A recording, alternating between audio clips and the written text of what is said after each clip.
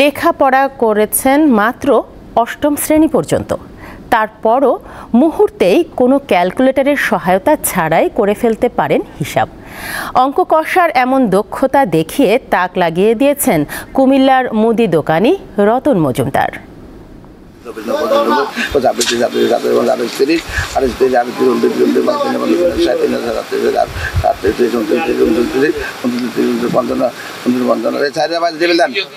বলা যেতে পারে দৌড়ের ক্ষেত্রে যেমন উসাইন বোল্ট, অঙ্কের ব্যাপারে রতন মজুমদার ঠিক সেই রকম। শুধু মস্তিষ্কের সহায়তায় অঙ্ক কষে এমন দক্ষতা দেখিয়েছেন কুমিল্লা নগরীর রাজগঞ্জ বাজারে এ মুদি দোকানি। শুধু মুখে মুখেই করে ফেলেন হাজার হাজার টাকার নির্ভুল হিসাব।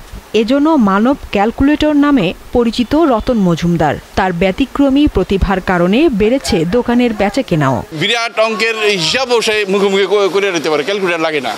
হ্যাঁ, এবং সবসময় দোকানে কাস্টমার থাকে অলওয়েজ। আমি আমার মেয়েকে অনেকে এনে দেখাইছি যে দেখো কি সুন্দর করে হিসাব করে ক্যালকুলেটর ছাড়া। আমি যখন ওনাকে মাল দেই, আমার একটা বলি, ওনাকে আমার একটা বললেই হয়, তারপর উনি নিজে বুঝতে পারে যে কত টাকা করে পড়ছে পার পিস। আমি অনেক দেশ ঘুরছি, কিন্তু কোথাও আপনার এই ধরনের লাইভ ক্যালকুলেটর আমি দেখি নাই।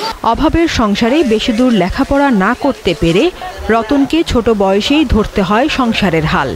প্রথমে কেরোসিনের ব্যবসা ও পরে চা ও পানের দোকান। এরপর কিছু টাকা জমিয়ে গড়ে তোলেন মুদি দোকান।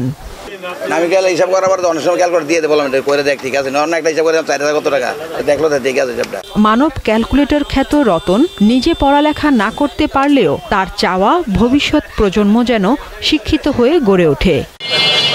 দীপ্ত বার্তা কক্ষ।